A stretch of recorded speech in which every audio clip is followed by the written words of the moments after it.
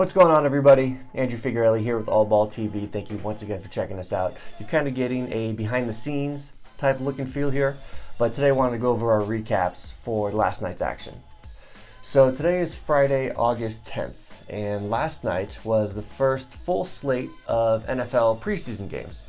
And for anybody that says, oh, you're a degenerate if you bet preseason games, ignore them, because you can find some really good opportunities and value in these NFL preseason games. And there's a reason why the casinos have a much lower limit on what you can bet, the amount that you can bet for these preseason games. And a major reason is because it's easier to trade more so than the regular season is. So keep that in mind. But we went 3 for 4 yesterday. We had 4 trades. Felt pretty good on most of them. The first trade that we had was the Ravens straight up. We got them at minus 160. I placed $80 on that, won a $50 return there. This was the easiest one of the days by far. Lamar Jackson, he already had almost a full game under his belt, which I love. I love teams that already have a game under their belt in week 1 or week 2 of the NFL preseason. So having Lamar Jackson play pretty well last week. Not great, but I knew that I would hope that he would learn from his mistakes. Harbaugh would help him learn from his mistakes, and he'd come out this week not only more focused, but limiting those mistakes, and he did really well last night. And then Harbaugh, he takes the preseason more seriously than most other coaches do. So having the Ravens already have a game under their belt, the rust is already knocked off. Having no starters for the LA Rams playing, no Talib, no Gurley, and then also having Lamar Jackson play pretty well. He's a mobile QB. Mobile QBs in the preseason are tough to cover, as we'll get into with the Brown game. This was a no-brainer. So this was an easy win. Wasn't even a concern.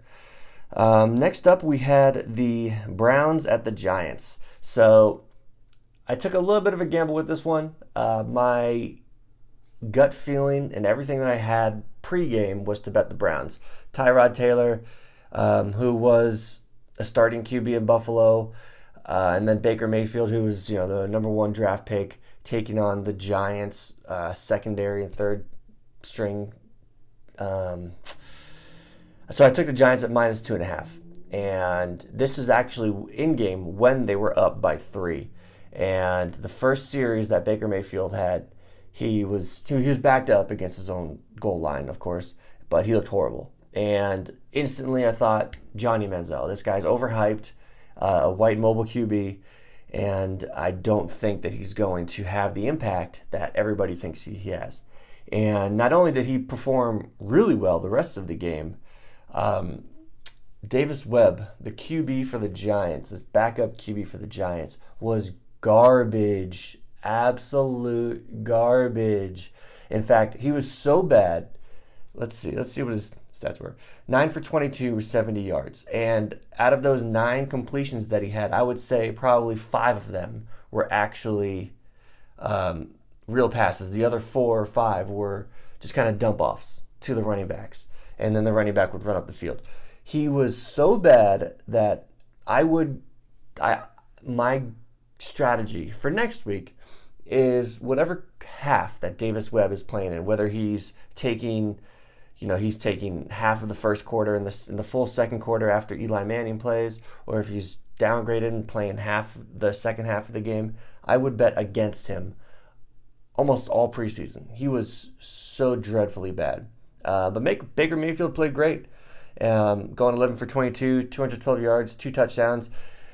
The reason I like Baker Mayfield is when the Browns needed 3 or 4 yards for a first down, or even 2 yards, he would be able to scramble and pick up those 2, 3, 4 yards.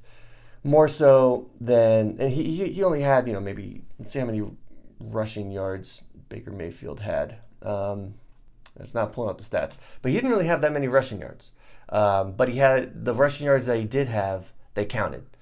They needed those rushing yards. So Baker Mayfield played really well.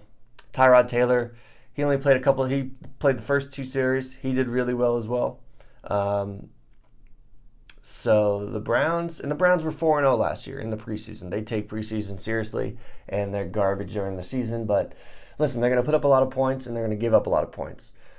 They'll be better. They'll be much better than last year. I'm not saying they're going to be Super Bowl contenders, but they are definitely a team to consider when you are placing your trades. So we lost that one. And then the third quarter action of the Cleveland Browns New York Giants game, it was over 6.5, and I got that at -128. There's only one touchdown that was needed, and I actually thought the Browns were going to get it, but it ended up being the Giants because of a fumbled punt from the Browns. But a few things that were going through my mind when I placed this trade, and members of All Ball will know this as well. There weren't many turnovers at halftime in the game, and they were bound to come somehow, some way, especially if you go from the third string down to the fourth string. And fortunately, in this situation, it worked out with the Browns fumbling the punt. And then, kind of a little bit in the back of my mind, I thought there's no way that Davis Webb could be this bad. He's probably going to talk to the coach and get it going, but he was brutal. And then, I thought Baker Mayfield would at least get a touchdown, but he didn't. But fortunately, the Giants did, and we won that one. And then we had the Dallas Cowboys at the... Actually, no, let's go to... Hold on.